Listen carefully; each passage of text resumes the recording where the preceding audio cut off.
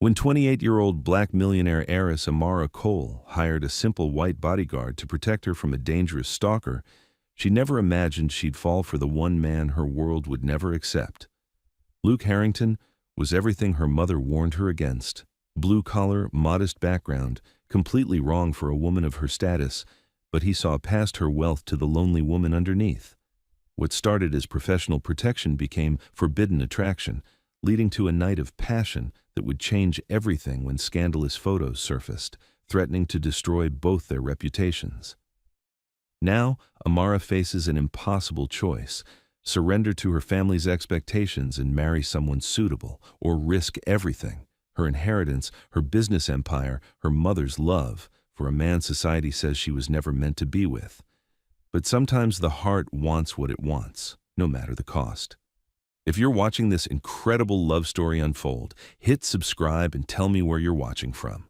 I want to know if you believe love can truly conquer all. The warm lights of the Cole Grand Hotel's ballroom made everything glow like honey. Amara Cole walked between the round tables, her dark blue dress moving softly as she checked each place setting one more time. Tonight was important. The hotel's charity dinner brought together some of the city's biggest donors, and everything had to be perfect. She paused at table 7, adjusting a fork that didn't really need adjusting. This was her world. Her father had built these hotels from nothing, and now they were hers to run. Every detail mattered. Every guest needed to feel special. "Miss Cole?" Rhonda, the hotel's head concierge, appeared at her side with a warm smile. "Chef Miguel wants to know if you'd like to check the kitchen one more time before service." Amara nodded. "Of course. Thank you, Rhonda." The kitchen hummed with quiet energy. Servers moved like dancers around each other, carrying silver trays. Miguel stood at the center of it all, his chef's coat spotless despite the busy work around him. "Everything looks beautiful," Amara told him, watching as the last plates were garnished with tiny sprigs of herbs. "My father would have loved this menu." Miguel's face softened. He'd known her father well. "He would be proud of you, mija. You've made this place something special." The dinner went smoothly. Amara moved from table to table, thanking donors and listening to their stories. Mrs. Harrison told her about the new children's wing at the hospital. Mr. Davis shared photos of his granddaughter's art class. These moments reminded her why she loved this work. It wasn't just about money. It was about bringing people together for something bigger than themselves.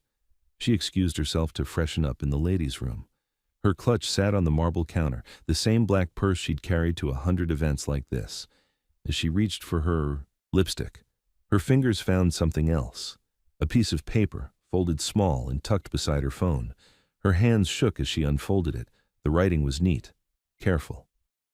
"I remember the purple bike you got for your 8th birthday, the one you crashed into the oak tree behind your daddy's house. You'll fall like he did." The blood drained from her face. Nobody knew about that bike. She'd never told anyone how she'd been so excited to ride it that first day, how she'd pedaled too fast and hit the tree. Her father had picked her up, kissed her scraped knee, and taught her to be more careful. Who could know something so personal? And what did they mean about falling like her father did? She forced herself to breathe slowly. Her father had died of a heart attack 3 years ago. Natural causes. The doctors had been clear about that. With steady hands, she folded the note and slipped it into her purse. She touched up her lipstick and walked back to the ballroom. Her smile never wavered as she thanked the last guests and saw them to their cars. But inside, her heart hammered against her ribs. Later, as the valet brought her white BMW around, she kept that smile in place. A few guests still lingered in the lobby, and she waved goodbye through the glass doors. The valet held her door open with a respectful nod. "Beautiful evening, Miss Cole." "It was perfect, Tony. Thank you." The door closed with a soft click. Alone at last, Amara let her shoulders drop. She pulled the note from her purse and read it again. The words hadn't changed. Someone knew things about her childhood that they shouldn't know, and they wanted to scare her.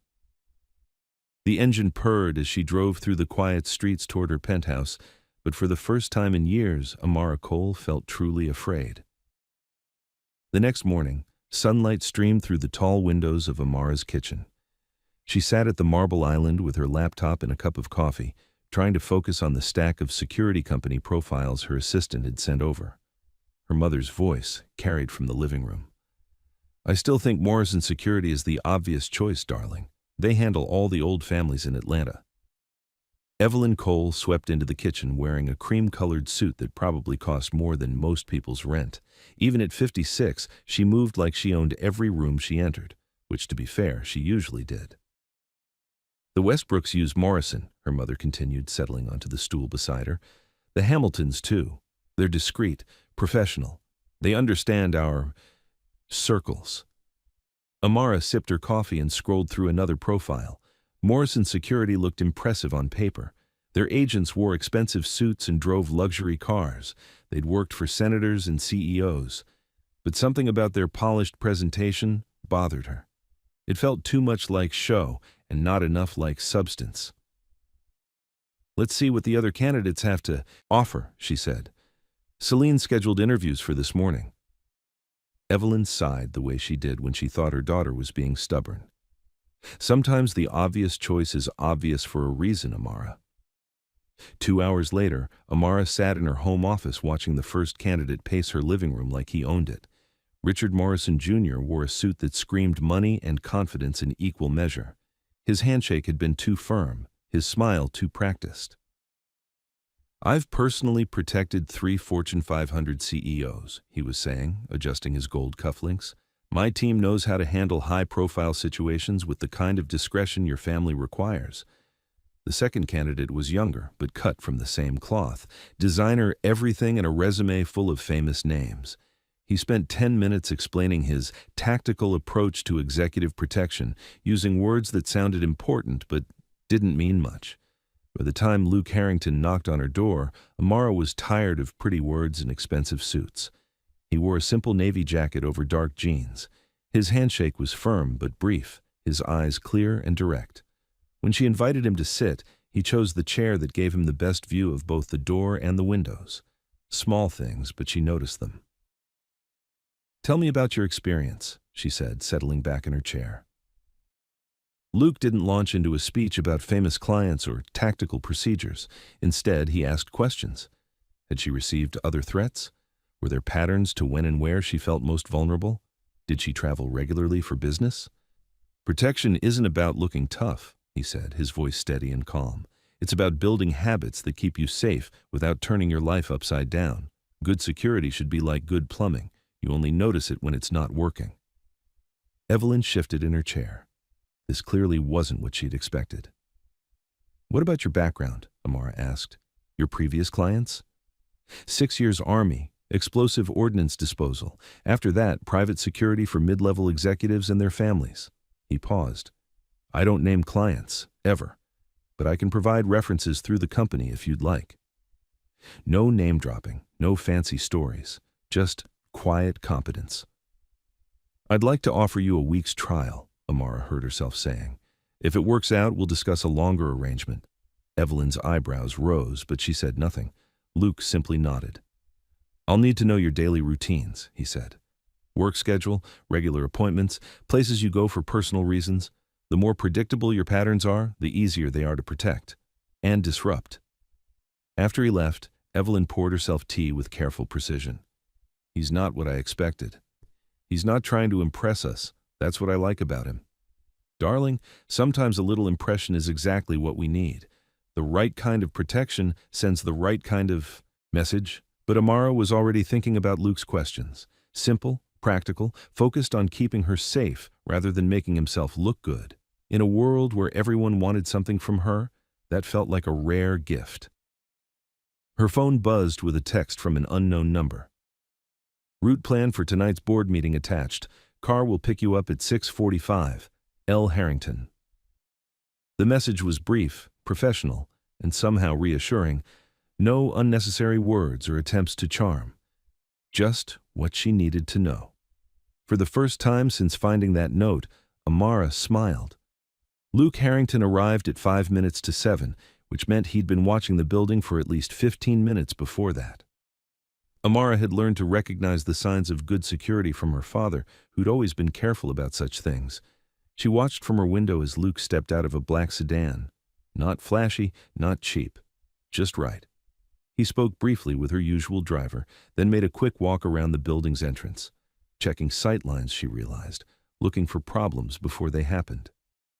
When the elevator opened on her floor, Luke stepped out and gave a small nod. "Good evening, Miss Cole. Ready?" She almost corrected him, almost said, "Call me Amara," but something in his professional distance told her he needed these boundaries, at least for now. The ride to the board meeting felt different with Luke in the front passenger seat. Her regular driver, James, seemed more alert. Luke kept his eyes on the mirrors in the street ahead, occasionally murmuring quiet directions. "Turn left at the next light instead of going straight," he suggested. "Then circle back. I want to see if anyone follows." James nodded like this made perfect sense. Maybe it did. "Is this really necessary?" Amara asked as they took the longer route to the hotel. "Probably not," Luke said without turning around. "But we build boring habits to stay safe. If someone's watching, we make it harder for them to predict where you'll be." At the Cole Grand, Luke was out of the car before James had fully stopped. He scanned the lobby through the glass doors, then came back to open her door. "The meeting's on the 3rd floor," she said. "Conference room B." "I know. I checked the layout this afternoon." Of course he had. The board meeting went smoothly, though Amara found herself distracted by small changes. Luke positioned himself where he could see both the conference room door and the hallway beyond. When the catering staff brought coffee, he stepped closer to the table. Nothing dramatic, just present.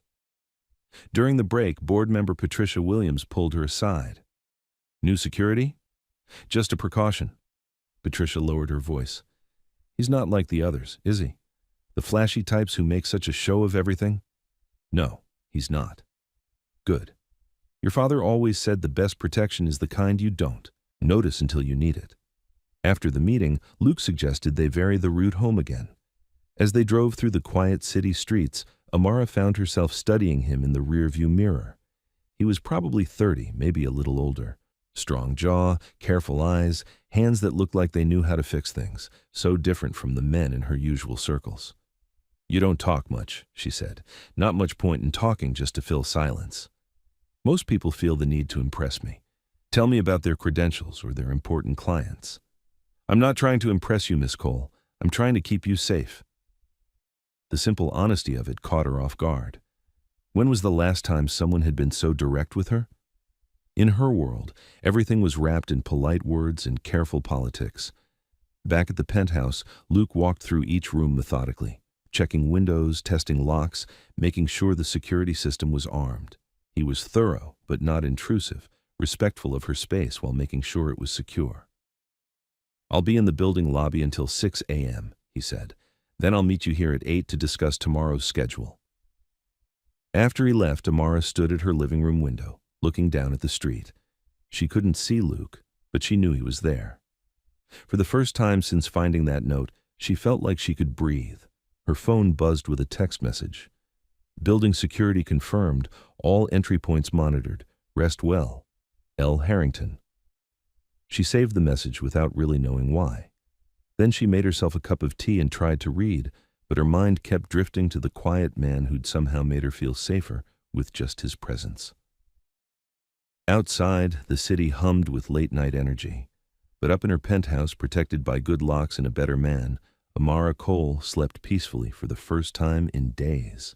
The harsh beep of the security system woke Amara at 4:17 a.m.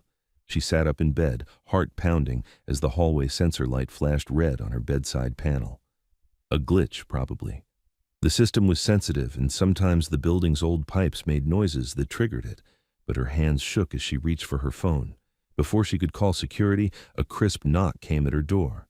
3 quick raps, then a pause, then 2 more. A pattern Luke had mentioned yesterday. "Miss Cole? Luke Harrington, sensor triggered in the west hallway. May I come in?" She grabbed her robe and hurried to the door, checking the peephole before opening it. Luke stood in the hallway, fully dressed despite the early hour, alert but calm. "I'm sorry to wake you," he said, stepping inside when she nodded. "Probably nothing, but I need to check the apartment." He moved through her home with quiet efficiency, testing window latches, checking closets, looking under furniture. Not paranoid, just thorough. Amara followed at a distance, watching him work. In the kitchen, He paused at the sliding door to her balcony.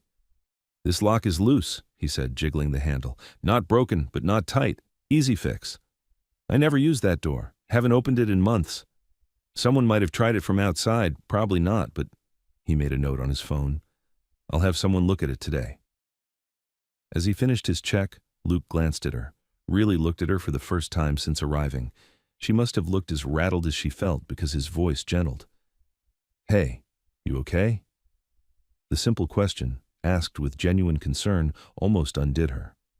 When was the last time someone had looked past her composed surface to see how she actually felt? "I'm fine," she said automatically, then stopped. "No, I'm not fine. I haven't slept well since this all started." Luke studied her face, not invading her space, but seeing her, really seeing her. "Your jaw is clenched," he said quietly. "Has been since yesterday. And your hands." He nodded toward where she was gripping her robe.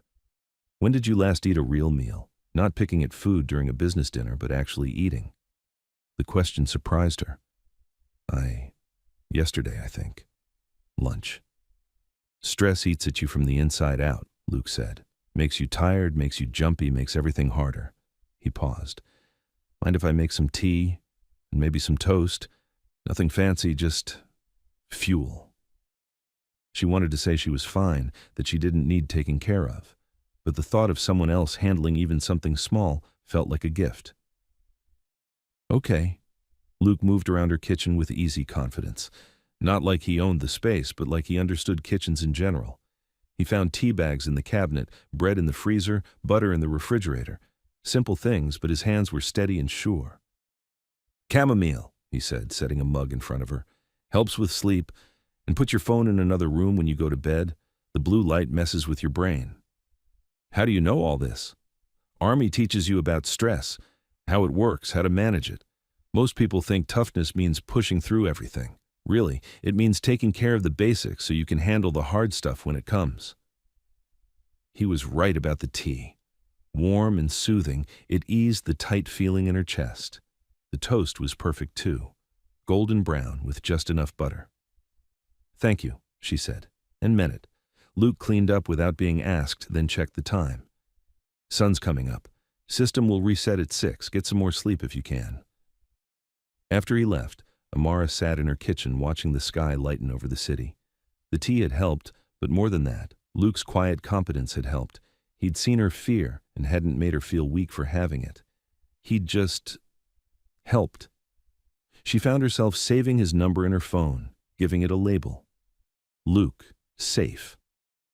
An hour later, she fell into the deepest sleep she'd had in days. The note under her windshield wiper made Luke's jaw tighten. Amara watched his face change as he read it, saw his eyes scan the parking garage with new intensity. "I know your roots," the note said in that same careful handwriting. Nothing dramatic, nothing violent, just a quiet promise that someone was watching. "How long has your car been here?" Luke asked, pulling on latex gloves before touching the paper. "Since yesterday afternoon. I took a car service to dinner last night." She wrapped her arms around herself. "Luke, how could someone get into this garage? It's supposed to be secure." "Most security isn't as secure as people think." He photographed the note from every angle, then sealed it in a plastic bag. "But this tells us something useful. Whoever this is, they're following your patterns, learning your schedule." "That's supposed to be useful?" "It means they're not random. They're planning, which means they're predictable. We can work with predictable." Luke was already on his phone calling someone named Martinez. Short, professional conversation. Yes, they needed the car swept for tracking devices. No, Miss Cole couldn't drive it until they knew it was clean. Yes, he'd handle alternative transportation. "Hotel suite tonight," he said after hanging up. "Controlled access, limited entry points. Not ideal, but safer than here while they process the car." Amara felt her control slipping. "This is my building, my life. I'm not going to let some anonymous coward drive me out of my own home." "You're not being driven out. You're being smart." Luke's voice stayed calm, but firm. "Someone's watching your patterns. Tonight we break those patterns." An hour later, they were checking into a suite on the secured 22nd floor of the Cole Grand. Luke had chosen it personally. Only 2 rooms on the floor, both controlled by key card access. Security cameras in the hallway, guard station at the elevator. "Connecting rooms," Luke said as the bellhop left. "I'll be right next door. Door stays unlocked on my side, but you control it from yours." The suite was beautiful. City views, expensive furniture, marble bathroom. But it felt like a cage, even a comfortable one. "How long?" she asked. "We'll see what the car sweep turns up. Few days, maybe, until we know more about who's doing this and what they want." That evening, a storm rolled in from the west. Thunder rumbled through the city and rain lashed the tall windows. Amara tried to work, tried to read, tried to watch television. Nothing held her attention. Around 10 o'clock, the lights flickered. Emergency power kicked in smoothly, but the storm's intensity was building. Lightning lit up the sky in brilliant flashes, followed by crashes of thunder that seemed to shake the building. She was sitting on the couch in her pajamas and robe when Luke knocked on the connecting door. "Everything okay?" he called through. She opened the door to find him fully dressed, alert as always. "Couldn't sleep with all the noise. Mind if I sit out here? Just until the storm passes. Better sightlines to the hallway." She gestured to the chair across from the couch, but Luke chose the floor instead. Back against the wall, positioned so he could see both the main door and the hallway beyond. "Doesn't that hurt your back?" she asked. "I've slept in worse places." For a while they sat in comfortable silence, listening to the storm rage outside. Then Luke started talking, quietly, about growing up with his younger brother Ben, their mother working double shifts at a diner to make ends meet, how he'd learned to fix things around their apartment because they couldn't afford to pay anyone else. "Ben's got a gift with engines," he said. "Can hear what's wrong with a car just by listening to it run. Me, I'm better with people, reading situations, seeing problems before they happen." "Is that why you went into the military?" "Partly. Also because it was a way out of our neighborhood. Ben took a different path, stayed local, opened a garage. He's happy where he is." "And you're not?" Luke considered the question seriously. "I'm not unhappy, but I'm not settled either, still figuring out where I fit." Outside, lightning flashed again, illuminating the room in stark white. Thunder followed immediately, so close it seemed to shake the windows. "Your turn," Luke said. "Tell me something real." She found herself talking about her father, how he'd built the hotel business from a single property, but never let success change who he was, how he'd taught her that money was a tool, not a goal, how much she missed his quiet wisdom. "He died 3 years ago," she said. "Heart attack, very sudden. I still catch myself reaching for the phone to call him when something big happens. That must be hard, running everything he built. Sometimes I wonder if I'm doing it right, if he'd be proud of the choices I'm making. From what I've seen, he would be." The simple statement, delivered without flattery or agenda, meant more than all the elaborate compliments she usually heard. They shared the room service meal Luke had ordered, simple food, soup, sandwiches, fruit. He insisted on tasting everything first, a precaution that should have felt paranoid, but somehow felt caring instead. Just before midnight, the storm surge knocked out the main power grid. Emergency lighting kicked in, casting everything in a dim orange glow. The building's backup systems hummed to life, but something was wrong with the room's electrical panel. It beeped once, then again, then began a steady, annoying alarm. Luke was on his feet immediately. "I need to check that panel," he said, but as he reached for the door handle, the lights went out completely. In the darkness, Amara heard her own sharp intake of breath. Then Luke's calm voice, very close. "It's okay. Just the backup circuit for this room. The building's secure." She felt rather than saw him move past her, probably heading for his phone's flashlight, but something made her reach out, her hand finding his sleeve in the dark. "Wait," she said, not really sure why. Luke stopped. In the dim emergency light from the hallway, she could just make out his face, serious, concerned, but not afraid. Her hand was still on his arm, and she could feel the solid strength there. For a moment, they stood very still. The storm raged outside, the building creaked softly around them, and something electric passed between them that had nothing to do with the failing power grid. Then Luke stepped back, carefully moving away from her touch. "I'll check the hallway circuit," he said, his voice slightly rough. "Make sure everything's secure." He was gone for 5 minutes, but it felt longer. When he came back, his flashlight beam danced around the room as he checked windows and locks one more time. "All clear," he reported.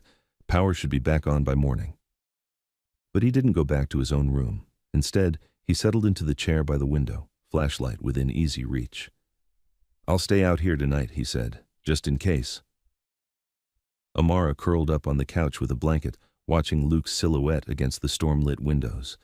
She should have felt strange, sleeping in the same room as a man she barely knew. Instead, she felt safer than she had in weeks. Just before she drifted off, she heard Luke's voice, very quiet. "Sleep well, Amara." Not Miss Cole. Amara. Her name sounded different in his voice, real. She fell asleep, smiling. The next morning dawned clear and bright, as if the storm had washed the world clean. Amara woke to find Luke gone, but there was a note on the coffee table written in his neat handwriting. "Went to check with building maintenance about the power situation. Back by 9 a.m. with coffee and a plan. L." She showered and dressed, feeling more rested than she had in days. Something about the night before had shifted things between them. Not dramatically, but noticeably. They'd moved from professional distance to something more personal. Luke returned exactly at 9 with coffee from the hotel's cafe and news about her car. "Clean," he said, setting down a white bag that smelled like fresh pastries. "No tracking devices, no tampering. Whatever our note writer's using to track your movements, it's not electronic. So they're following me directly? Or they know your schedule from another source, someone who has access to your calendar maybe. Or they're just watching your regular patterns." The thought that someone in her circle might be involved made her stomach turn. Luke must have seen it on her face. "Hey," he said gently, "we don't know anything yet. Could be as simple as someone watching the building, timing when you come and go." They sat at the suite's small table, sharing coffee and Danish pastries. Outside, the city was getting back to normal after the storm. Traffic flowed smoothly on the streets below, people hurried along sidewalks, life continued. "I have a family brunch today," Amara said. "My mother's house, just family and a few close friends."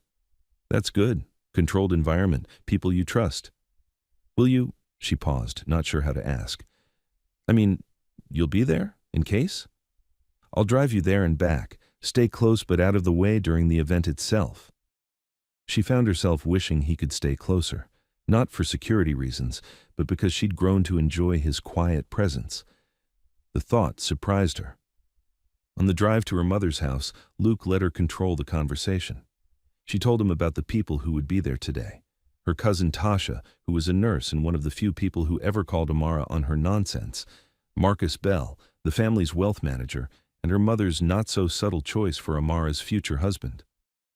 "Marcus is a good man," she said, and meant it. "Smart, successful, from the right kind of family. On paper, we're perfect for each other." "On paper doesn't always translate to real life," Luke observed. "No, it doesn't." She didn't say more, but Luke's comment stayed with her.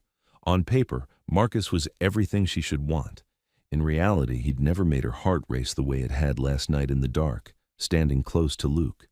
The brunch was held on the terrace of her mother's elegant home. White tablecloths, fresh flowers, expensive china, everything perfect and proper, just as Evelyn Cole liked it.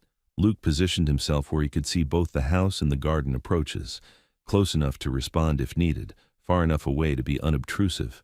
Professional distance, just as it should be. But Amara found her eyes drifting to him throughout the meal. The way he stood, alert but relaxed.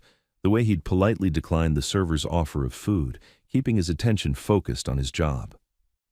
"Earth to Amara," Tasha said with a grin. "You're not listening to a word I'm saying." "Sorry, just distracted." Tasha followed her gaze to where Luke stood by the garden entrance. "Ah, the new security. He's different from the others." "Different how?" "Less flashy, more real?" Tasha lowered her voice. "Also, he keeps looking at you like you're a person, not a job." Amara felt heat rise in her cheeks. "He's just doing his job." "Uh-huh. Sure he is." Across the table, Marcus was discussing investment strategies with Evelyn. He was in his element, confident and articulate, making the kind of smart observations that had built his reputation. Everything about him screamed success and stability. But when he smiled at her, Amara felt nothing. No flutter, no warmth, No desire to know what he was thinking. Just friendly appreciation for a good man who happened to be wrong for her. Later, as they prepared to leave, Evelyn pulled her aside. "Marcus asked if he could take you to dinner next week. I told him I thought that would be lovely." "Mother, he's exactly what you need, darling. Steady, reliable, from our world. He understands the responsibilities that come with our position." Amara's eyes drifted to Luke, who was checking his phone and probably confirming their route home. He understood responsibility too, just a different kind. The kind that meant putting someone else's safety before your own comfort. The kind that meant standing guard in dark hotel rooms during storms. "I'll think about it," she said. On the drive home, Luke was quieter than usual. Amara wondered if he'd overheard any of the conversation about Marcus and what he might think if he had. "You okay?" she asked. "Fine, just thinking." "About the case?" A pause. "Among other things." They were pulling into her building's garage when Luke's phone buzzed with a text. He read it quickly, then looked at her. "Derek Vaughn," he said, "former employee of your hotel. Security flagged him as a possible suspect. They want to bring him in for questioning." Derek Vaughn, she searched her memory. "I remember him. Maintenance staff, I think. Quiet guy, worked nights mostly. Why would he? Could be nothing, could be everything. We'll know more after they talk to him." But as they rode the elevator up to her penthouse, Amara found herself thinking less about Derek Vaughn and more about the way Luke had said, "among other things," when she'd asked what he was thinking about. There had been something in his voice, something that made her hope those other things might include her. The elevator doors opened on her floor, and Luke performed his usual sweep of the hallway before letting her exit. Professional, careful, thorough, everything he should be. But when he handed her the keys to her apartment, their fingers brushed for just a moment. Such a small touch, barely contact at all. But it sent warmth shooting through her in a way that Marcus's polite kisses never had. "Good night, Miss Cole," Luke said formally. "Good night," she replied. But as she closed the door behind her, she found herself whispering, "Good night, Luke." Outside in the hallway, she thought she heard him pause before walking away. But maybe that was just wishful thinking. Alone in her apartment, Amara stood at the window looking down at the street where Luke would soon take up his post. The man her mother wanted for her was safe, suitable, and completely wrong. The man who made her heart race was off limits, inappropriate, and probably the best thing that had happened to her in years. She touched the place where their hands had brushed and admitted what she'd been trying to ignore for days. She was falling for Luke Harrington, and that was the most dangerous thing that had happened to her yet. The next morning felt different. Amara stood in her bathroom, brushing her teeth and trying to pretend that everything was normal. But it wasn't normal. Something had shifted last night when she'd admitted to herself what she was feeling for Luke. She'd dreamed about him, not the kind of dreams she was used to having about the men in her life, polite, proper dreams about dinner dates and charity events. No, she dreamed about his hands, his voice in the dark, the way he'd said her name like it meant something. Her phone buzzed with a text from Luke. "Car ready downstairs. Board meeting in 1 hour." Professional. Distance. Exactly what it should be. But when she met him in the lobby, something in his eyes told her she wasn't the only one affected by what was happening between them. He held her gaze for just a moment longer than necessary before opening the car door. "Sleep well?" he asked as they drove toward the Cole Grand. Eventually, the word hung between them, loaded with meaning neither of them could acknowledge, not yet. The board meeting was routine, quarterly reports, budget discussions, plans for renovating the Charleston property. Amara tried to focus, but she found herself watching Luke through the conference room's glass walls. He stood in the hallway, alert as always, but she caught him looking at her more than once. During the lunch break, Patricia Williams cornered her again. "You seem distracted today, dear." "Just tired. It's been a stressful week."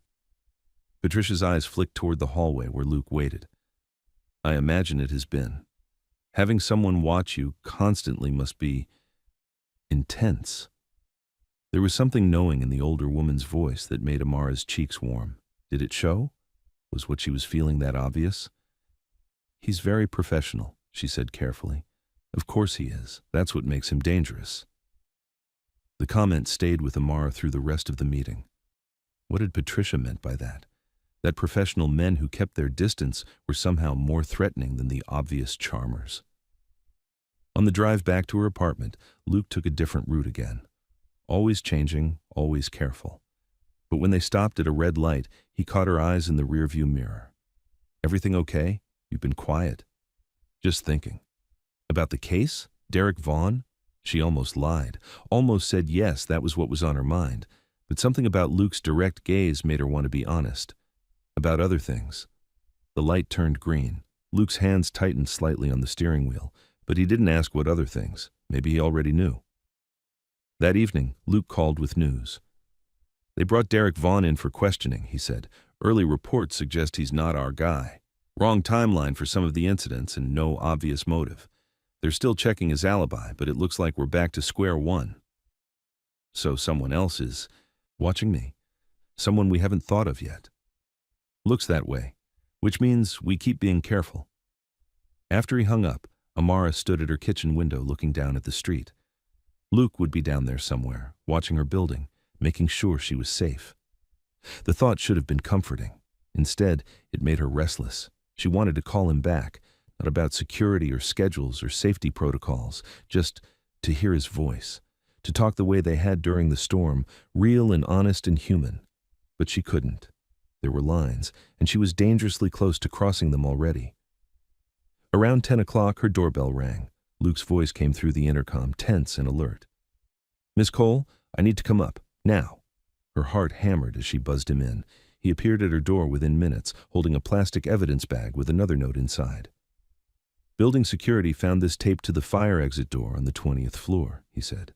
"Whoever left it had to have building access. This isn't some random person watching from the street." The note was shorter this time, but somehow more chilling. "Getting closer." "Luke," she whispered, and suddenly the careful distance they'd been maintaining felt impossible to keep. She was scared, and he was there, solid and real and safe. Without thinking, she stepped closer to him, close enough to smell his aftershave, to see the concern in his dark eyes. "Hey," he said softly, "we're going to figure this out. You're safe." "Am I?" The question came out smaller than she'd intended, not just about the stalker, but about everything.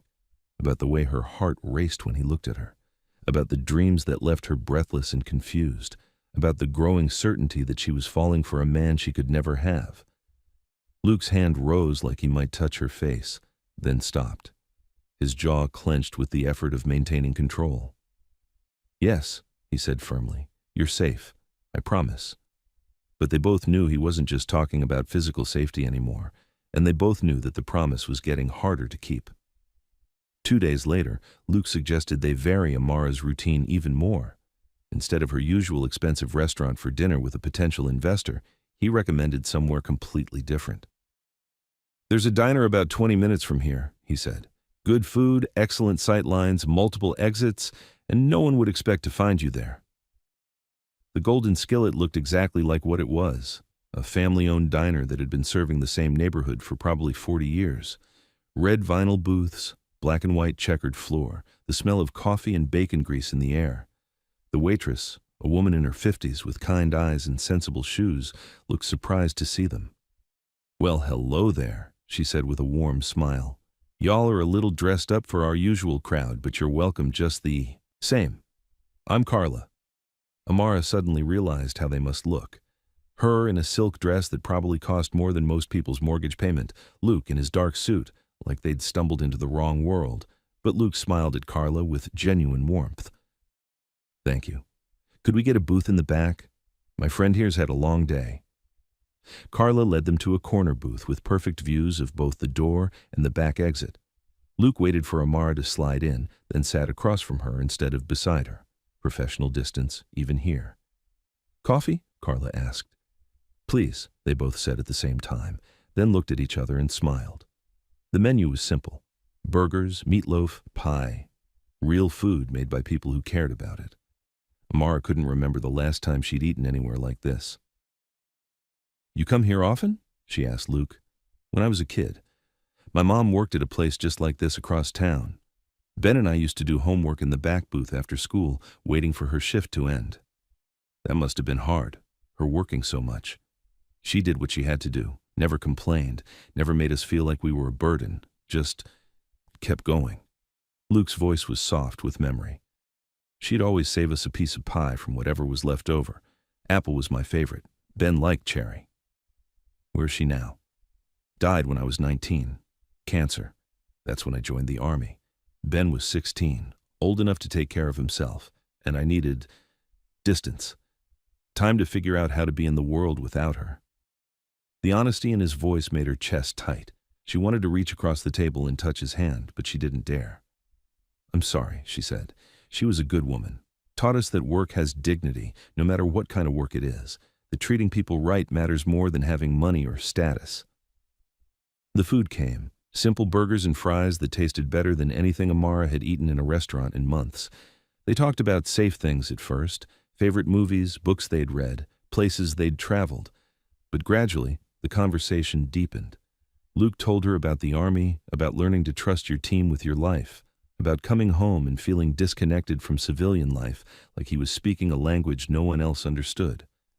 Amara found herself talking about her father's death, how sudden it had been, how she'd gone from being his daughter to being responsible for everything he'd built, almost overnight. Sometimes I wonder if I'm strong enough, she admitted, if I can live up to what he created. Strength isn't about never being afraid, Luke said quietly. It's about doing what needs to be done even when you are afraid. Is that what you learned in the army? That's what I learned from my mother. When Carla brought the check, she looked at them with knowing eyes. You all together or separate? The question hung in the air. Such a simple thing, but loaded with meaning. Amara felt her heart speed up as she glanced at Luke. Separate, they both said at the same time, too quickly. Carla smiled like she'd heard that song before. Uh-huh, sure you are. Outside the diner, they stood under a streetlight that cast everything in yellow shadows. The night air was warm and soft, perfect for walking. But Luke moved toward the car with his usual efficiency. Thank you for tonight, Amara said as he opened her door. It was nice to just be normal for a while. Luke's hand paused on the door handle. For a moment, his professional mask slipped, and she saw something raw and wanting in his eyes. You are normal, he said quietly. That's what people forget. Underneath everything else, you're just you. The drive home was quiet but not uncomfortable. They'd crossed some invisible line tonight, moving from professional courtesy to something that felt like friendship, or maybe more than friendship, though neither of them would say it out loud. In her apartment lobby, Luke walked her to the elevator as always, but when the doors opened, he didn't immediately step back. Amara, he said, then stopped. Her name and his voice still made her stomach flutter. Yes? Be careful, not just with the security stuff, with everything. She knew what he meant. Be careful with this thing growing between them. Be careful with feelings that could complicate everything. Be careful with hearts that were already getting involved despite their best intentions. You too, she whispered. The elevator doors closed between them, but she could feel him standing there until she reached her floor. That night, Amara lay in bed staring at the ceiling. The smart thing would be to transfer Luke to another assignment, get someone else to handle her security, someone who didn't make her pulse race every time he said her name. But the thought of losing him, of going back to the polished, distant professionals who saw her as a job rather than a person, made her chest ache. She was in trouble, real trouble. And for the first time in her life, she didn't want to be smart about it. The call came at 6 a.m. Luke's voice was tense and professional. We need to get you somewhere more secure. Another note, and this time they knew details about yesterday that they shouldn't have known. Amara sat up in bed, instantly alert. What kind of details? Where we went for dinner, what you ordered. They're not just watching from a distance anymore. An hour later, Luke was helping her pack a bag for an extended stay at the lake house. It was an hour outside the city, isolated enough to provide real security, but close enough for her to handle business remotely if needed. I'll call Tasha, she said as they loaded her car. Ask her and Noah to come up for the weekend. Make it look casual. Good idea. More people makes it harder for anyone to focus. Just on you. The lake house had been in her family for 20 years. 2 stories of weathered wood and glass, sitting on a quiet cove surrounded by pine trees. Her father had loved this place, said it reminded him that success didn't have to mean losing touch with simple pleasures. Luke did his usual security sweep while Amara opened windows to let in the fresh air. The house smelled like pine and old wood in summer afternoons. Peaceful in a way her city penthouse never was. "All clear," Luke reported. "Good sight lines from all approaches, only one road in and out, and the neighbors are too far away to be a problem." Tasha and Noah arrived that afternoon with bags of groceries and Tasha's usual infectious energy. "This is gorgeous," she said, spinning around on the deck that overlooked the water. "Why don't you come here more often?" "Work," Amara said simply. "Ah, yes, work. The eternal excuse for not living your life." Tasha's eyes found Luke, who was checking the perimeter around the house. "Although I'm thinking this weekend might be interesting." "Tasha, what?" "I'm just saying, when was the last time you looked at a man the way you look at Captain America over there? His name is Luke, and it's not like that." "Uh-huh," Tasha grinned. "Sure it's not." The afternoon passed quietly. Noah and Luke discovered a mutual love of old war movies, while Tasha insisted on cooking dinner for everyone, despite Amara's protests that she had people for that. "Not tonight you don't," Tasha said firmly. "Tonight we're all just people, hanging out at a lake house being normal." Normal. Luke had said that word to her outside the diner, and it had stayed with her. When was the last time she'd just been normal? Just Amara, not the heiress or the CEO or the daughter carrying on her father's legacy. They ate dinner on the deck as the sun set over the water. Simple food: grilled chicken, salad, corn on the cob. Luke had relaxed slightly, though she noticed he still positioned himself where he could see all approaches to the house. "So Luke," Noah said over dessert, "what's the most interesting case you've worked?" Luke considered the question seriously. Probably a tech executive whose business partner was trying to force him out. Nothing dramatic, just layers. Had to figure out who could be trusted, who was feeding information to the other side.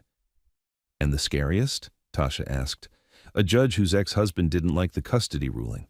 That was scary because it was personal. When someone's got nothing left to lose, they're unpredictable." Amara felt a chill that had nothing to do with the evening air. Was that what they were dealing with? Someone with nothing left to lose? Luke must have seen her expression change. "Hey," he said quietly. "Different situation entirely. We're going to figure this out." After dinner, Tasha and Noah took a walk down to the dock to look at stars. Luke started, clearing dishes, moving around the kitchen with the same quiet efficiency he brought to everything. "You don't have to do that," Amara said. "Neither do you, but here you are." They worked together in comfortable silence, loading the dishwasher and wiping down counters. Such a domestic scene, so normal and peaceful. Amara found herself wishing it could always be this simple. "Thank you," she said when they finished, "for everything. Not just the security stuff, for this, making me feel like a person instead of a problem to be solved." Luke dried his hands on a kitchen towel, taking his time with the simple task. When he looked at her, his eyes were serious. "You were never a problem, Amara. He stopped, shook his head. "I'm what?" "You're the best thing that's happened to me in a long time," he said quietly. "And that's exactly why I need to be careful."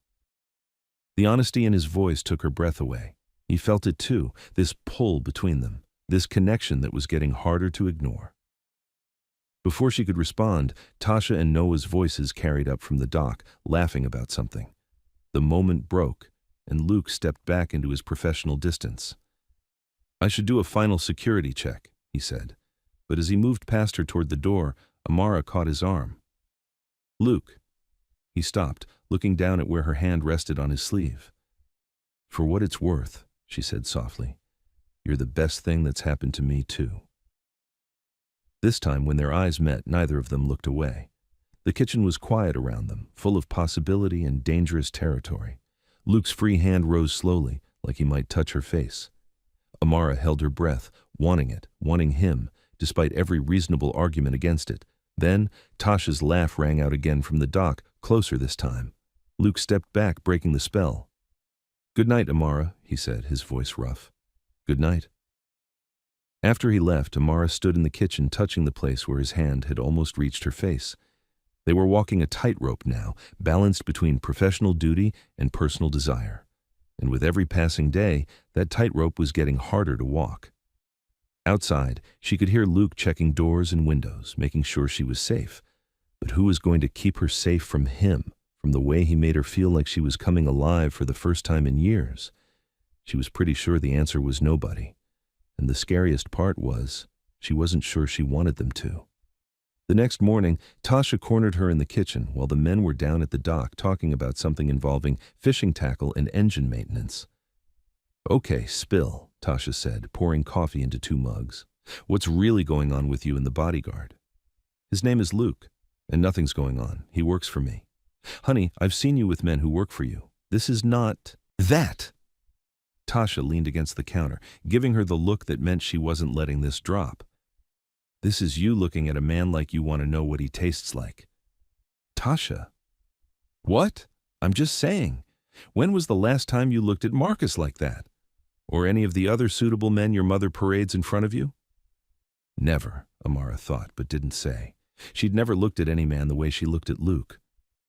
"It's complicated," she said instead. "The best things usually are. He works for me. There are boundaries. Boundaries can be changed. Not these ones." Tasha studied her face with the sharp eyes that made her such a good nurse. "This is about more than just professional ethics, isn't it? This is about you being scared." "Of course I'm scared. Someone's been stalking me for weeks." "Not that kind of scared. Scared of caring about someone who doesn't come with a pedigree and a trust fund." Amara felt heat rise in her cheeks. "That's not... I don't care about that stuff." "Don't you?" The question hung between them. Did she care? Was she more like her mother than she wanted to admit, someone who automatically categorized people by their background and bank balance? "He's a good man," she said quietly. "Yes, he is. And he looks at you like you hung the moon. So what are you going to do about it?" Before Amara could answer, Luke and Noah came back from the dock. Luke's hair was slightly messed from the morning breeze, and he was actually smiling about something Noah had said. It transformed his whole face, made him look younger and less guarded. When he saw her watching, his smile faltered slightly, but he didn't look away. "Everything okay?" he asked. "Perfect," Tasha said with false innocence. "We were just having girl talk." Luke's eyes flicked between them, clearly sensing undercurrents he couldn't quite read. Smart man. There were definitely undercurrents. Around noon, Noah got a work call that required his attention back in the city. Some crisis with a client that couldn't wait until Monday. He and Tasha packed up apologetically. "We'll come back tomorrow," Tasha promised, hugging Amara goodbye. "Noah can drive up after he handles this mess." "You don't have to." "Yes, we do. Besides," Tasha glanced meaningfully at Luke, "I have the feeling you two need some time to figure things out." After they left, the lake house felt different. Quieter, more intimate. Amara and Luke were alone for the first time since that night in the hotel during the storm. They spent the afternoon doing simple domestic things. Luke fixed a wobbly board on the deck while Amara organized the kitchen and started prep for dinner. Normal couple things, except they weren't a couple. But it felt like they could be. As evening approached, Luke grilled steaks on the deck while Amara made pasta salad inside. Through the kitchen window, she watched him work. He'd changed into jeans and a simple blue t-shirt, and without his usual professional attire, he looked more relaxed, more like himself. When he caught her watching, he smiled, a real smile, not his polite professional one. It made her stomach flutter. "Wine?" she asked when he brought the steaks inside.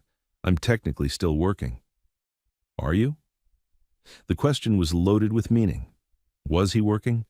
Were they still maintaining professional distance? Or were they just Luke and Amara, alone in a lake house, cooking dinner together like any other couple?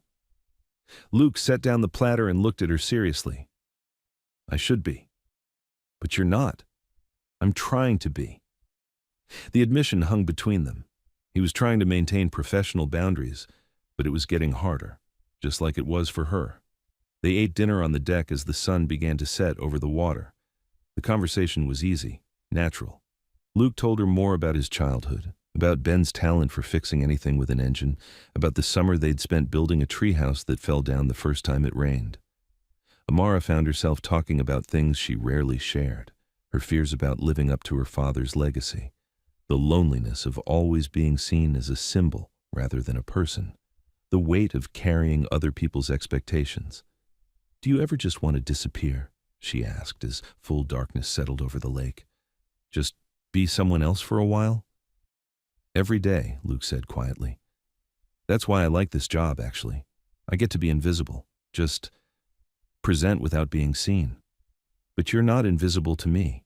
The words came out before she could stop them, too honest, too revealing. But Luke didn't look away. "You're not invisible to me either," he said. They cleaned up dinner in comfortable silence, moving around each other in the small kitchen like they'd been doing it for years. When the dishes were done, they found themselves standing by the sliding door to the deck, looking out at the moonlight on the water. "It's beautiful here," Luke said. "My father loved this place, said it reminded him that money couldn't buy the things that really mattered. Smart man. He was. I wish—" She stopped, shook her head. "What?" "I wish he could have met you. He would have liked you." Luke turned to look at her, and suddenly the space between them felt charged with electricity. They were standing close, close enough that she could see the flecks of gold in his brown eyes, close enough to smell his aftershave. "Amara," he said softly, and her name and his voice made her heart race. "Yes? I should go check the perimeter, make sure everything's secure." But he didn't move. Neither did she. They stood there looking at each other, balanced on the edge of something that could change everything. "Luke," she whispered. "Yeah? What if we stopped trying so hard to be professional?" The question hung between them like a bridge she was asking him to cross. His eyes searched her face, looking for certainty, for permission, for some sign that this was what she really wanted. "What if we just saw what happened?" Luke's hand rose slowly, giving her time to pull away, to change her mind, to remember all the reasons this was a bad idea. But she didn't pull away. When his fingers finally touched her cheek, she leaned into the touch like she'd been waiting for it her whole life. "Are you sure?" he asked quietly. "No," she said honestly. "I'm not sure about anything anymore, except that I want this. I want you." That was all the permission he needed. Luke's other hand came up to frame her face, and then he was kissing her. Soft at first, questioning, then deeper when she kissed him back. He tasted like wine and possibility, like everything she hadn't known she was missing. When they finally broke apart, they were both breathing hard. "This changes everything," Luke said against her forehead. "I know. We can't go back from this. I don't want to go back." Luke pulled away far enough to look at her, his hands still cradling her face. "What about your world? Your mother, your business, people like Marcus who fit into your life in ways I never could? What about them? Amara, I carry bags for a living. I drive other people's cars and stand in hallways watching doors. I'm not what someone like you is supposed to want." The pain in his voice broke her heart. How could he not see what she saw? How could he think his worth was measured by bank balances and social standings? "Listen to me," she said firmly, her hands covering his. "I don't care about any of that. I care about the man who makes me feel safe, who sees me as a person instead of a paycheck, who fixes broken things and makes tea when I can't sleep and says my name like it means something." Luke's eyes closed briefly, like he was trying to absorb her words. "I care about you," she continued. "Not your job, not your background. You." When he opened his eyes again, the professional mask was completely gone. In its place was just Luke, vulnerable, hopeful, scared, and wanting. "This is crazy," he said. "Probably. Your mother's going to hate me. Probably. I don't know how to be in your world. Then we'll figure it out together."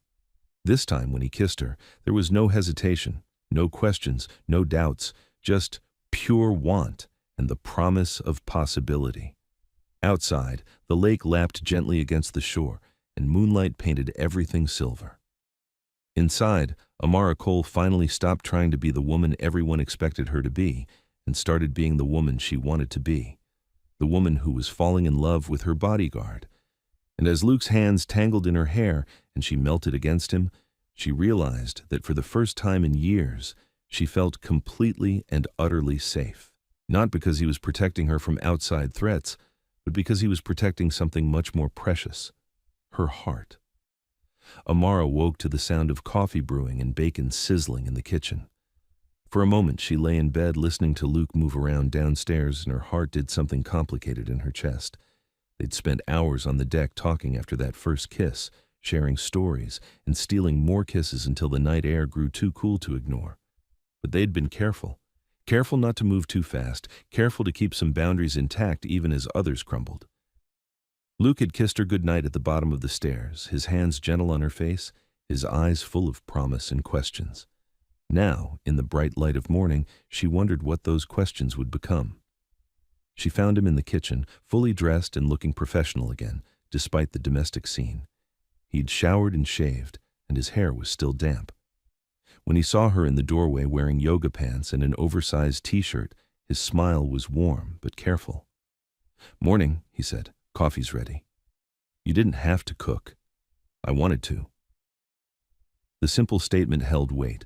He'd wanted to take care of her, wanted to do this small domestic thing that couples did for each other. But in the daylight, the reality of their situation felt more complicated. They ate breakfast on the deck, the morning sun warm on their faces. The conversation was easier than she'd expected, but there was an undercurrent of uncertainty. What did last night mean? Where did they go from here? "Amara," Luke said finally, setting down his coffee cup. "About last night." Her stomach dropped. Was he going to take it back? Say it was a mistake? "I want you to know," he continued carefully, "that whatever happens next is your choice. No pressure, no expectations. I work for you, and that means your comfort and your decisions come first." The professionalism in his voice stung, even though she understood why he needed it. "Is that what you want? To go back to just working for me?" Luke's jaw tightened. "What I want doesn't matter. What matters is what's best for you." "Don't I get to decide what's best for me?" "Of course, but I need you to decide with a clear head, not just..." In the moment, she studied his face, seeing the conflict there. He wanted her, that much was obvious, but he was trying to be honorable, trying to give her space to think without his influence. It made her want him even more. Before she could respond, her phone buzzed with a call from Evelyn. Reality intruded with perfect timing. "Darling, I hope you're enjoying your little retreat," her mother said, her voice carrying that tone that meant she had opinions. "But we need to discuss the Henderson Foundation Gala next week, and Marcus has been asking about you." "I'm fine, Mother, just taking a few days to regroup." "With your... security? Person?" The way Evelyn said it made Luke sound like hired help, which technically he was, but the dismissal in her mother's voice made Amara's back straighten. "Luke is handling the security situation very professionally." "I'm sure he is. Still, I think it would be wise to discuss some other arrangements when you return. Perhaps someone from Morrison Security could take over." After she hung up, the call felt like a splash of cold water. Luke had heard every word, and she could see him withdrawing into professional distance. "She's right," he said quietly. "Maybe it would be better if I arranged for someone else to handle your case." "Is that what you want?" "It's not about what I want. It is to me." They stared at each other across the breakfast table, the morning suddenly feeling fragile and complicated. That afternoon, Tasha and Noah returned as promised.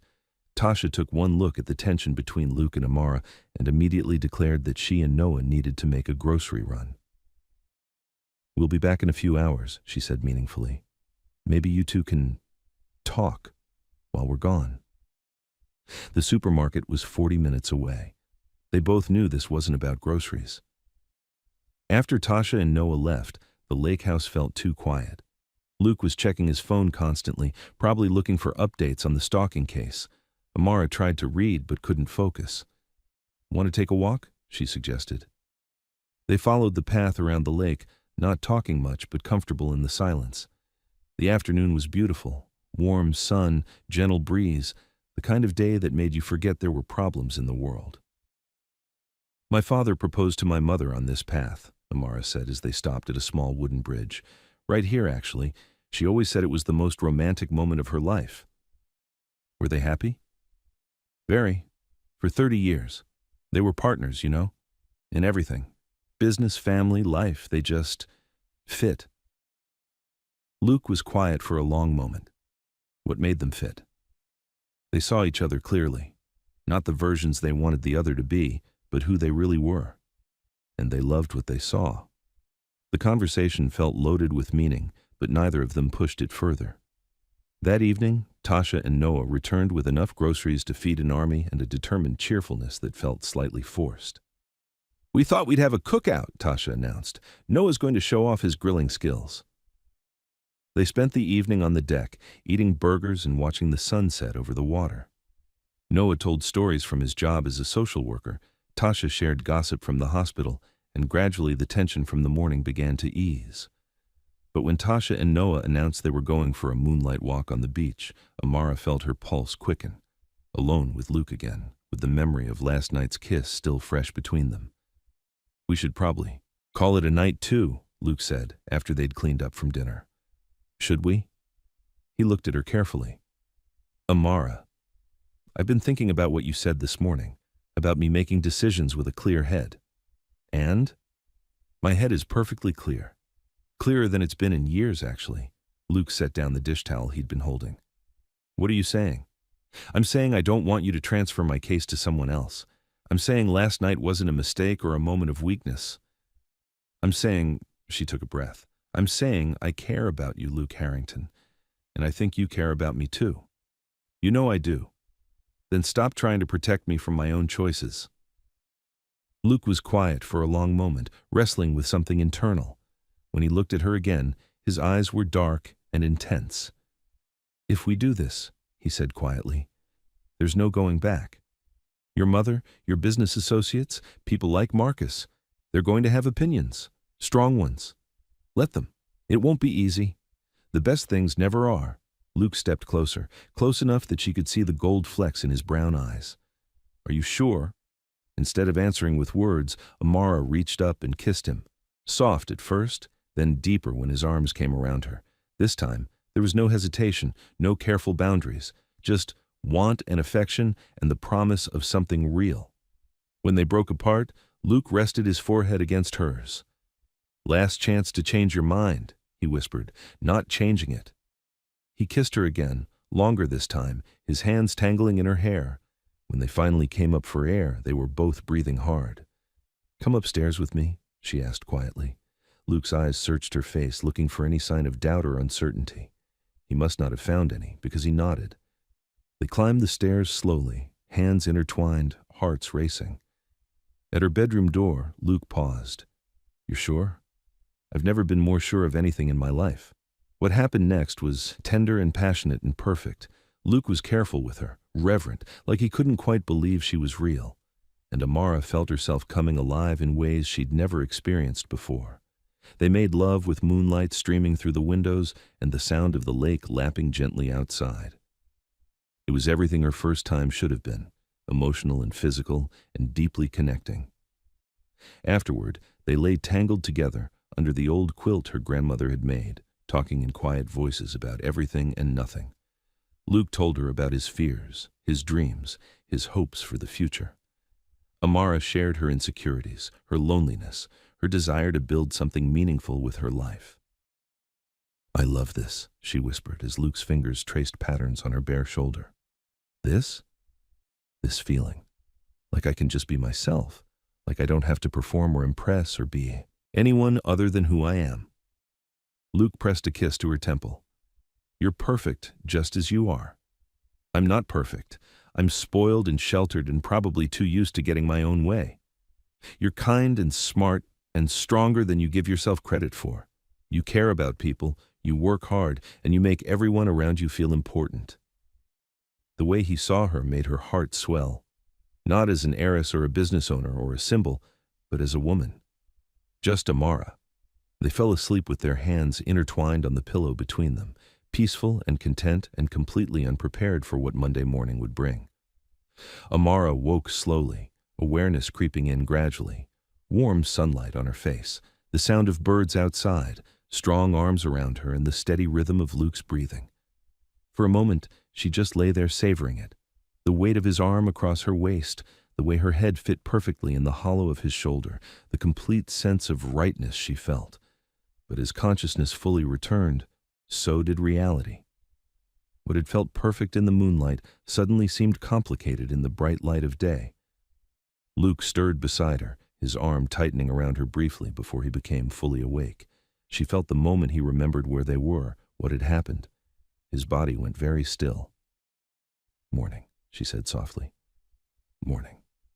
His voice was careful, neutral. They lay there for a moment, neither moving, both trying to figure out what came next. "Any regrets?"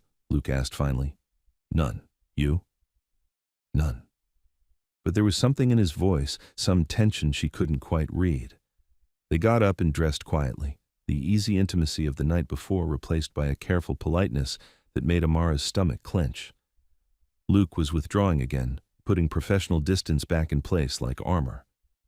Downstairs, they moved around each other in the kitchen, making coffee and toast, but the domestic scene that had felt so natural yesterday now felt stilted and awkward.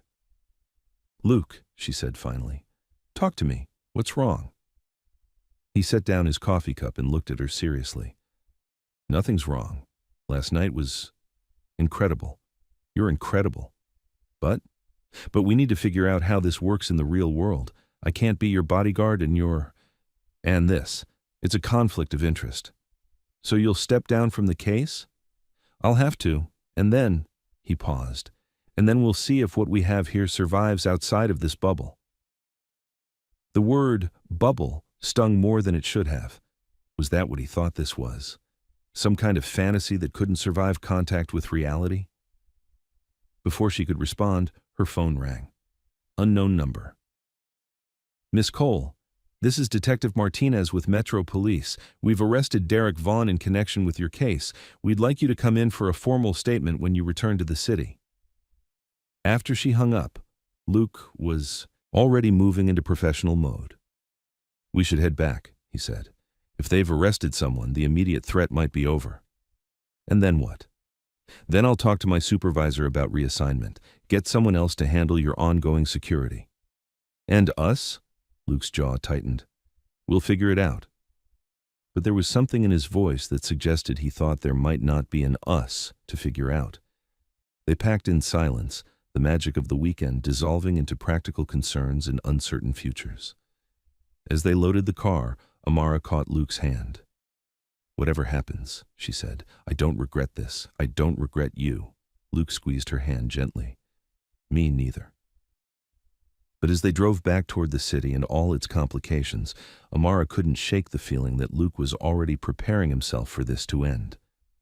The first sign of trouble came as they pulled into her building's parking garage. A man with a camera stepped out from behind a concrete pillar, snapping photos before Luke could react. "Miss Cole, is it true you've been having an affair with your bodyguard?" Luke was out of the car in seconds, moving to block the photographer's angle while getting Amara safely to the elevator. But the damage was done. The photos were already taken. "How did he know where to find us?" Amara asked as the elevator doors closed. Luke's face was grim. "Someone told him. Someone knew exactly when we'd be coming back." In her apartment, Luke immediately went into crisis mode, checking windows, securing doors, making phone calls to his supervisor and building security. Professional, efficient, distant. Amara sat on her couch feeling like her world was crumbling. The beautiful, perfect weekend had lasted exactly until reality intruded. Now, Luke was back to being her employee, and she was back to being his job. Her phone buzzed with a text from Evelyn. "We need to talk, now." An hour later, her mother swept into the apartment with the tablet already loaded with the photos. Luke, in casual clothes, leaving the lake house, the two of them standing close by her car, hands touching. "Explain this," Evelyn said without preamble. Amara looked at the photos and felt heat rise in her cheeks. They looked exactly like what they were, a couple after an intimate weekend together. Luke's protective posture around her, the way they stood close to each other, the obvious familiarity between them. "Mother, do you have any idea what this looks like? What people will say?" "I don't care what people say." "Well, you should care. You're not just some private citizen, Amara. You represent this family, this business. There are standards, expectations. Luke appeared in the doorway of the living room, drawn by the raised voices. When Evelyn saw him, her expression went ice cold. You, she said, you did this. You took advantage of her vulnerability. Mother, stop. No, I will not stop. This man was hired to protect you, not seduce you. Luke's face went carefully blank, but Amara could see the hurt underneath, the assumption that he was somehow predatory, that he'd manipulated the situation for his own benefit. It wasn't like that, Amara said firmly. Wasn't it? A blue-collar nobody with a wealthy client? This is the oldest story in the book. The words hit their target. Luke's shoulders straightened, his expression closing off completely, and Amara felt something inside her snap. Get out, she said quietly. Excuse me? I said get out. Now. Evelyn's eyebrows rose. Amara, you're being emotional. We need to discuss how to handle this situation. There's nothing to handle, and there's nothing to discuss, not until you can speak to both of us with basic respect. This is exactly what I'm talking about. You're not thinking clearly. I'm thinking perfectly clearly, clearer than I have in years. Now please leave. After Evelyn left, the apartment felt too quiet. Luke stood by the window, looking out at the street with rigid posture. She's not wrong, he said without turning around. She's completely wrong. Is she? Look at how this appears, Amara. Wealthy heiress, working-class bodyguard. People are going to assume exactly what your mother assumed. I don't care what people assume. Luke finally turned to face her, and his eyes were full of something that looked like resignation. You should care. This is your reputation, your business, your life. And he gestured helplessly. I'm nobody. You're not nobody to me. That might not be enough. The words hung between them like a challenge. Was what they had strong enough to survive this kind of scrutiny? This kind of pressure? Before Amara could answer, her phone rang. Marcus Bell, probably calling to offer his support and remind her of all the reasons she should be with someone like him instead of someone like Luke. She let it go to voicemail. But the point was made. Her world was already closing ranks, already making it clear that Luke didn't belong. And from the look on his face, Luke was starting to believe it. By evening, the story had grown legs. Not front-page news, but trending on social media with hashtags like You Harry's in the Bodyguard and Courtier Love Across Class. Most of the comments were supportive, but enough were ugly to make Amara's stomach turn. Luke spent the day fielding calls from his supervisor and arranging for a replacement to take over her case. Professional, efficient, putting distance between them with every conversation. Martinez will be here tomorrow morning, he said as they sat in her living room that evening. He's good. You'll be safe with him. I don't want Martinez. I want you. Luke's jaw tightened. That's not possible anymore. Because of some photos, some gossip? Because I can't do my job objectively anymore. Because every decision I make is compromised by how I feel about you. And how do you feel about me? Luke was quiet for a long moment, studying his hands. When he looked up, his eyes were raw with emotion. I'm falling in love with you, he said quietly. Maybe already have fallen, and that makes me the wrong person to protect you. The admission should have made her happy. Instead, it felt like a goodbye. So what happens to us? I don't know. Your mother's right about one thing. We're from different worlds. I don't know how to navigate your world, Amara. I don't know how to be the kind of man you need. You're exactly the kind of man I need. Am I? When you're at charity galas and board meetings and society events, what am I? Your date? Your boyfriend? The guy who used to work for you? The questions hung in the air, highlighting all the practical complications they'd been ignoring. How would this actually work? How would they build a real relationship across such different backgrounds and expectations? We'll figure it out, she said, but even to her own ears it sounded weak. Maybe we will. Or maybe your mother's right, and this is just proximity, stress, something that felt real in the moment but won't survive in daylight. Is that what you think? I think I need some time to figure out who I am when I'm not protecting you. And you need time to figure out what you want when you're not scared and vulnerable. It was practical, reasonable, mature, and it felt like her heart was being torn in half. Luke stood up, straightening his jacket, back in professional mode one last time. Martinez will be here at 7 a.m. He'll take good care of you.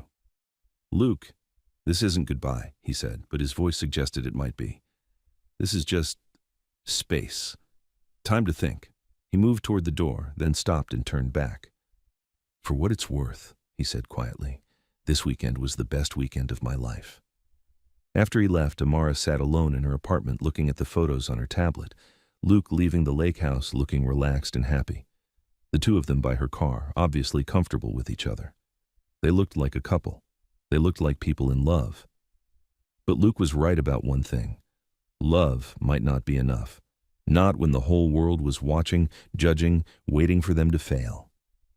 Her phone buzzed with another call from Marcus. This time she answered. I just wanted you to know, he said gently, that I'm here if you need anything. No judgment, no agenda, just support. The kindness in his voice almost made her cry. Marcus was a good man, the kind of man her mother wanted for her, the kind who would fit seamlessly into her world, the kind who would never make her heart race the way Luke did. Thank you, she managed. Whatever you're going through, whatever you decide, you don't have to face it alone.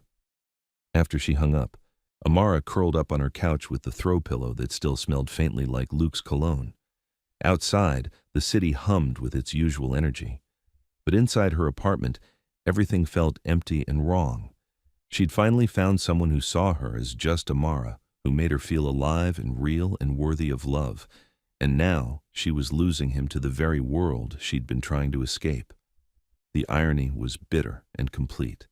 And somewhere across town, Luke was probably sitting in his own apartment thinking the same thing, that sometimes love wasn't enough to bridge the gap between different worlds, even when those worlds should never have mattered in the first place.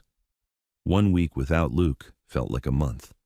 Amara threw herself into work, taking meetings that could have been handled over the phone, reviewing contracts that didn't need her personal attention, anything to keep her mind busy. Martinez was professional and competent. He did his job well, keeping her safe and maintaining appropriate distance. But every morning when she saw his face instead of Luke's, her heart sank a little more. The media attention had died down, as these things usually did. A few follow-up articles, some speculation about her love life, then the news cycle moved on to fresher scandals. But the damage was done. Luke was gone, and the space he'd left felt enormous. Celine, her assistant, tried to keep things normal. Daily schedules, business updates, social invitations. But Amara could see the concern in the younger woman's eyes. You're not eating, Celine said on Thursday, looking at the untouched lunch tray. And you look tired all the time. I'm fine. Are you? The simple question, asked with genuine care, almost broke her composure. No, she wasn't fine. She was miserable and lonely and missing a man who thought they were too different to make it work. That evening, she stood at her kitchen window looking down at the street. Martinez was down there somewhere, watching her building. But it wasn't the same. She didn't feel that warm sense of safety, that knowledge that someone who cared about her was standing guard. Her phone rang. Marcus again. He'd been calling every few days, checking on her with the patience of a saint. Tonight she finally answered. How are you holding up? He asked, his voice gentle. I'm okay. You don't sound okay. Marcus had known her for years. He could read the exhaustion in her voice, the sadness she was trying to hide. Want to talk about it? He asked, and suddenly she did. Marcus was safe, neutral. He wouldn't judge or lecture or tell her what she should do, so she found herself telling him everything, about Luke, about the lake house, about how it felt to be seen as just herself for the first time in years. Do you love him? Marcus asked when she finished. The question was direct, honest, and so was her answer. Yes. Then what are you doing sitting in your apartment feeling sorry for yourself? She almost laughed at the unexpected bluntness. He doesn't think we can work. Different worlds, different backgrounds. Amara, you're one of the smartest, strongest women I know. If you want to make something work, you make it work. The question is whether you want it badly enough to fight for it. After they hung up, Marcus's words echoed in her head. Did she want Luke badly enough to fight for him? Or was she going to let fear and other people's opinions decide her future? She thought about her father, about the stories he'd told of building his business from nothing. How many people had told him it was impossible? How many times had he been told to accept his place, stay in his lane, not reach for things beyond his background?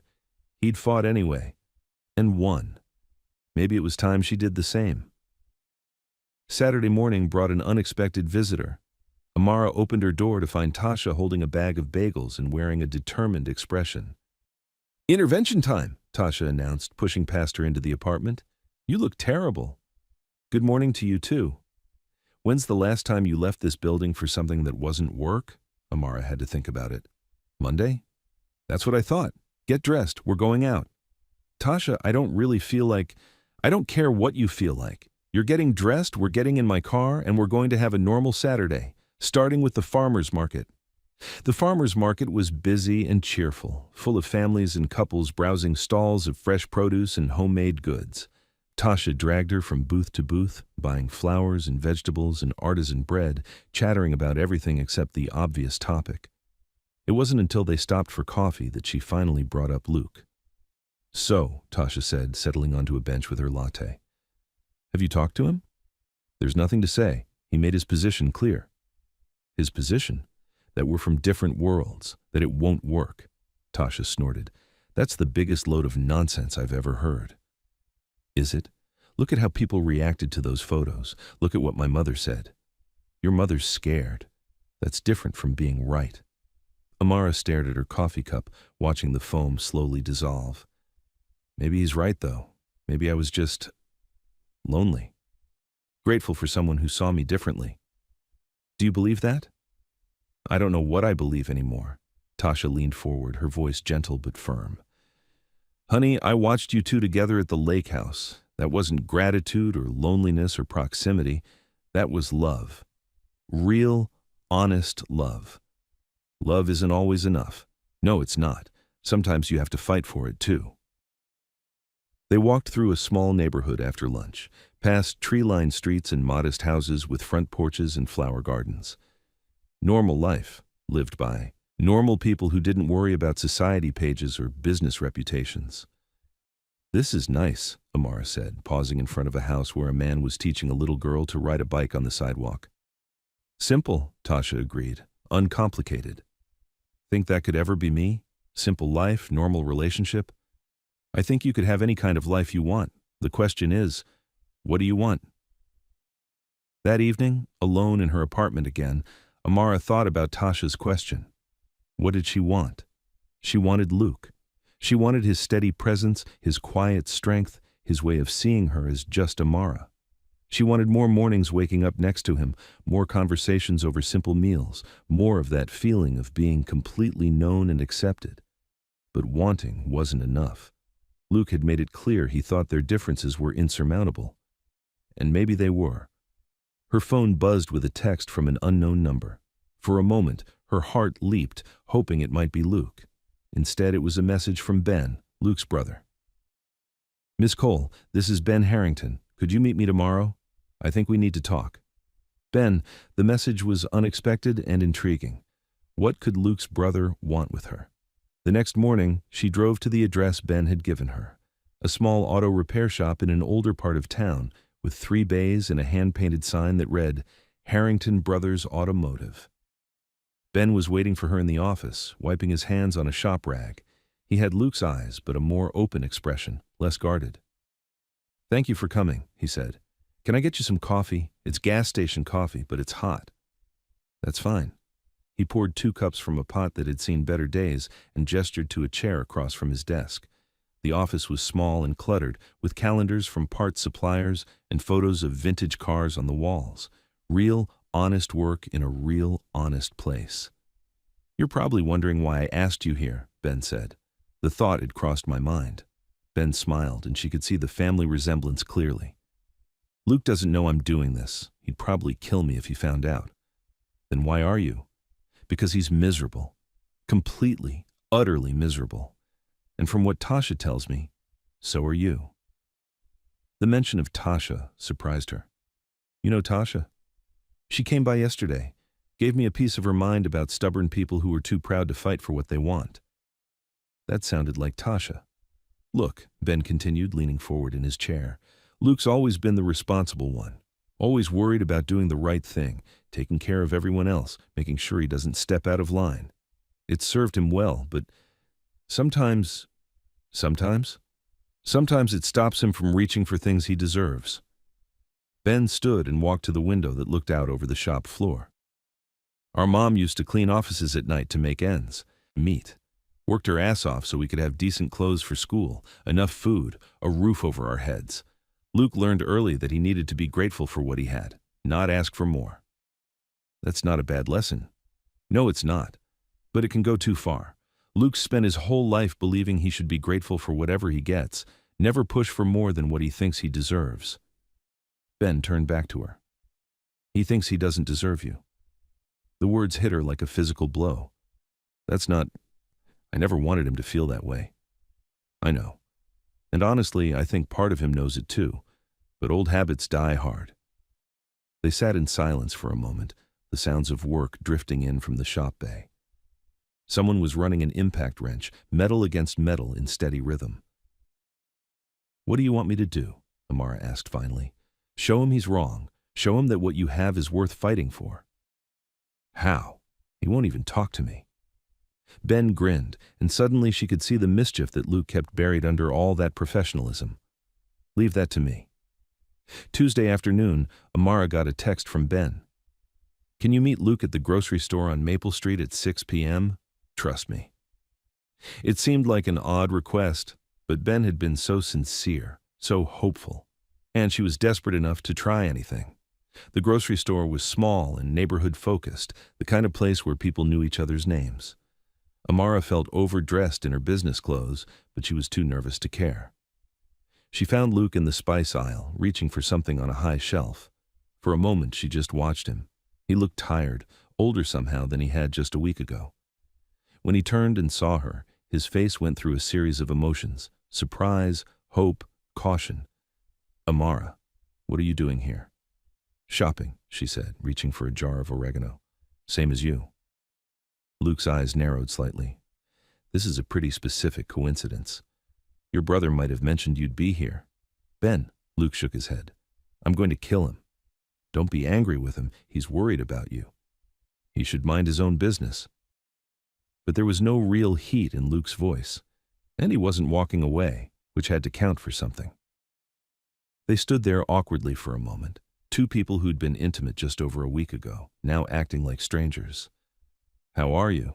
Luke asked finally. Terrible, she said honestly. You? About the same. Despite everything, that made her smile. Well, at least we're consistently miserable. Luke's mouth twitched like he was fighting a smile. There's that. They moved through the store together, not really shopping, just being near each other. It felt natural and painful at the same time. Luke, she said as they reached the checkout, can we talk? Really talk? He was quiet for a long moment, studying her face. Finally, he nodded. There's a park across the street. Bench by the pond. The park was small and peaceful, with old trees and a walking path around a duck pond. They sat on the bench Ben had mentioned, careful to leave space between them. I've been thinking, Amara said, about what you said, about us being from different worlds. Amara, let me finish, please. She turned to face him. You're right. We are from different worlds. I grew up with money and privilege and opportunities you didn't have. I went to private schools and had tutors and traveled to Europe for summer vacation. Luke's jaw tightened, but he didn't interrupt. But you know what else I had? She continued. Loneliness, expectations I could never live up to. People who saw my bank account instead of my heart. A mother who thinks my worth is determined by who I marry instead of who I am. Amara, I'm not trying to minimize your struggles or pretend privilege doesn't matter. It does. But different doesn't mean incompatible. Different can mean complementary. Luke was quiet, watching a family of ducks paddle across the pond. What do you want from me? He asked finally. I want you to stop deciding what I need and let me decide for myself. I want you to stop assuming you know how this ends and give us a chance to write our own story. What if your mother's right? What if people see me as someone who's using you? then they're wrong. And eventually, they'll see that. What if they don't? Then I'll choose you anyway. Luke turned to look at her then, his eyes searching her face. You don't know what you're saying. The scrutiny, the gossip, the assumptions. I know exactly what I'm saying. Luke, I've spent my whole life being the person other people expected me to be.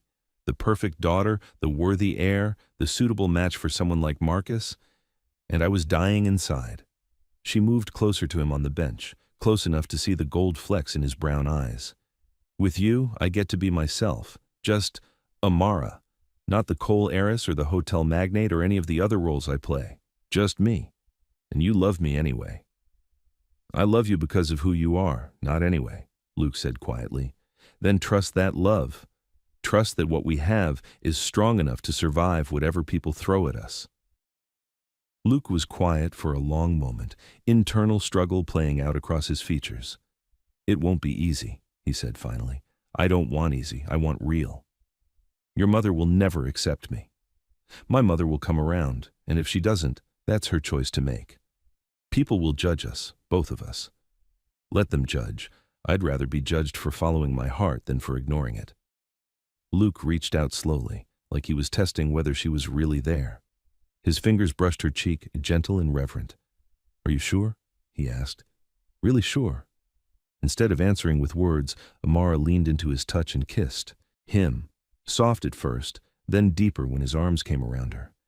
The week of separation melted away, replaced by the rightness of being together again. When they broke apart, Luke rested his forehead against hers. I missed you, he whispered. I missed you too. I'm sorry. For leaving, for giving up, for deciding I wasn't good enough instead of letting you choose. You're more than good enough. You're perfect. I'm not perfect. You're perfect for me. They sat together on the bench as the sun began to set, talking about everything they'd thought and felt during their week apart. Luke told her about the job offers he'd turned down, how nothing felt right without her in his life. Amara told him about the loneliness, the way her apartment felt empty without his presence. So what happens now? Luke asked as they walked back to their cars. Now we figure it out together, all of it. The work situation, the family stuff, the future. I can't go back to being your bodyguard. I know. Martinez is doing fine. But maybe, she paused, struck by a sudden idea. Maybe you could do security consulting for the hotels, help us improve our protocols, train our staff. Luke raised an eyebrows. You'd hire me to work for your company? I'd hire you because you're good at what you do. The rest is just bonus. He smiled then, the first real smile she'd seen from him since before the photos were taken. We're really going to do this? Try to make this work? If you want to. I want to. This time when they kissed, it was a promise, not just of love, but of commitment, of choosing each other despite the obstacles, because what they had was worth fighting for. 2 days later, Luke stood outside the Cole Grand Hotel's main conference room, adjusting his tie and trying not to be nervous.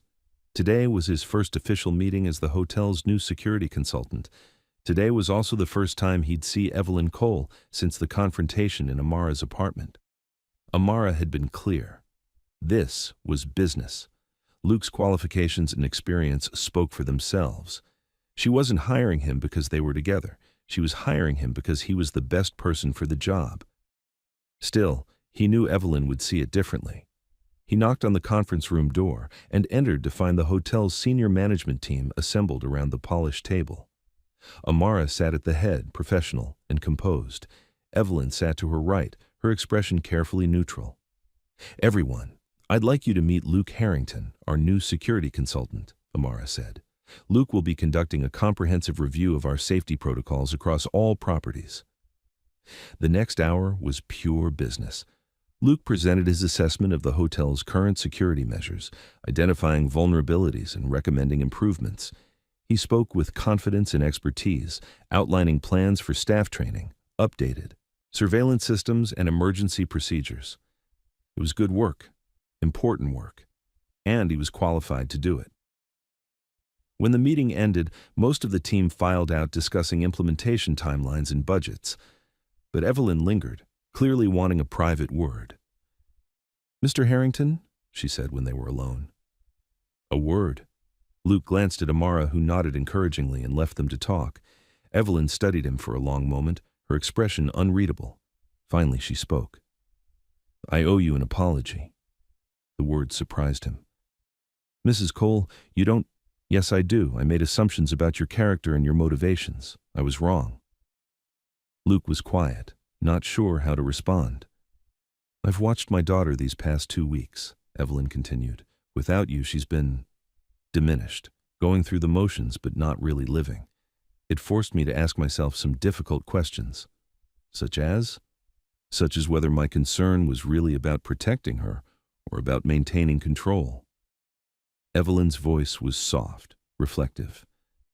My husband used to tell me that love isn't about keeping someone safe from every possible hurt. It's about giving them the freedom to choose their own risks. She walked to the window that overlooked the hotel's busy lobby below. He was right, of course. He usually was. Mrs. Cole. Evelyn, she corrected, and I have a question for you. What are your intentions toward my daughter? It was the classic parental question, formal and loaded with expectation. Luke considered his answer carefully. I intend to love her for exactly who she is, he said finally. Not who I think she should be, not who would be convenient for me, just her. And when the pressures of her world become difficult, when people question your motives or your background, then I'll remember that what we have is worth defending, and I'll defend it. Evelyn turned back to face him, and he was surprised to see something that looked like approval in her eyes. She's strong, she said. Stronger than I gave her credit for, but she's also generous to a fault. She believes the best of people, sometimes when she shouldn't. She sees the best in people because she looks for it. That's not a fault. No, Evelyn agreed quietly. It's not. She gathered her papers and moved toward the door, then paused. Mr. Harrington, Luke, I may not have chosen you for my daughter, but she chose you for herself, and I'm learning to trust her judgment. It wasn't exactly a blessing, but it was a start. That evening, Luke met Amara at her apartment to cook dinner together. Simple food, simple evening, the kind of domestic routine they'd started building at the lake house. How did the rest of the day go? She asked, handing him a glass of wine. Good. Your head of operations has some smart ideas about updating the surveillance systems, and the Charleston property manager wants to discuss emergency protocols for their staff. And my mother? Luke smiled, still somewhat amazed by the conversation. I think we understand each other better now. Really? She loves you. That's what matters to her. Everything else is details. They cooked pasta together, moving around the kitchen with easy familiarity. Outside, the city hummed with its usual energy, but inside the apartment, everything felt peaceful and right. Luke, Amara said as they sat down to eat, are you happy? Really happy? The question was serious, tinged with the vulnerability of someone who'd been hurt before. Yeah, he said, reaching across the table to take her hand. I really am. Even with all the complications, the scrutiny, the adjustments? Especially with the complications. They're our complications now. After dinner, they sat on the couch reading the Sunday paper together, Amara curled against Luke's side with his arm around her shoulders. Such a normal scene, such a simple pleasure. I love this, she said softly. This feeling, like we're building something together, she paused, searching for the words. Like we're home, Luke finished. Yes, exactly like that. 1 month later, they were back at the lake house for a long weekend. But this time, they weren't alone. Ben had driven up with Tasha and Noah, bringing enough food for a small army and his infectious enthusiasm for anything involving a grill. This is the life, he announced, flipping burgers while Noah handled the corn and Tasha supervised from a lawn chair. Good food, good friends, good music. Luke stood on the deck with Amara, watching his brother charm her friends with stories from the garage. It still amazed him sometimes how easily the pieces of his life had come together once he'd stopped fighting it.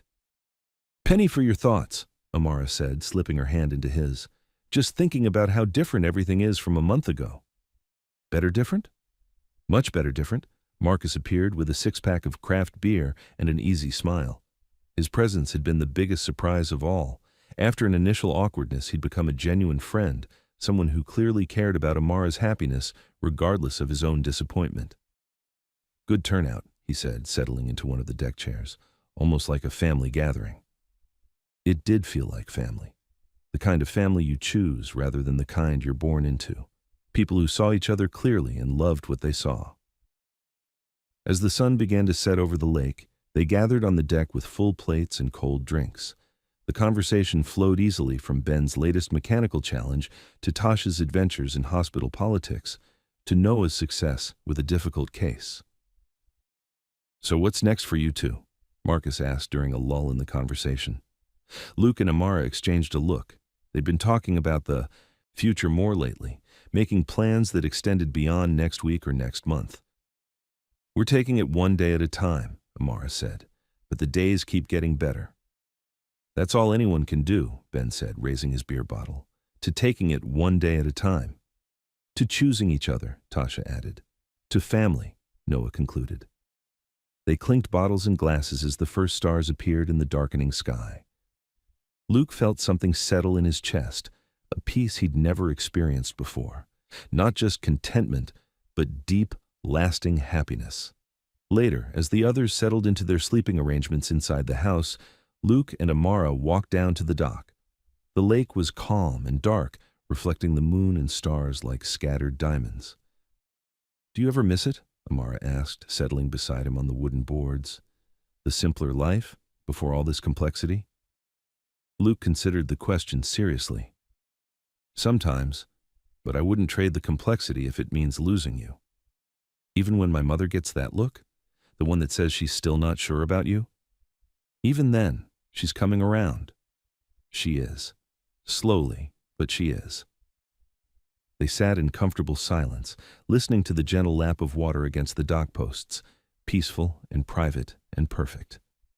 "Luke? I love you." He turned to look at her, this amazing woman who'd chosen him despite every reasonable argument against it. In the moonlight, she looked ethereal, almost too beautiful to be real. "I love you too.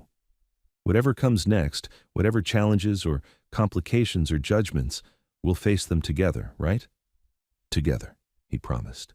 They walked back to the house hand in hand, past the windows glowing warm with lamplight, past the deck where they'd first kissed, up the stairs to the room they now shared without question or hesitation. In the morning, they'd drive back to the city and all its complexities.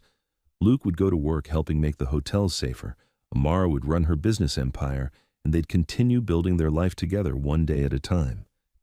But tonight, they were just Luke and Amara, lying in bed with their hands intertwined on the pillow between them, listening to the peaceful sounds of the lake and the soft breathing of people they loved sleeping safely in the rooms around them.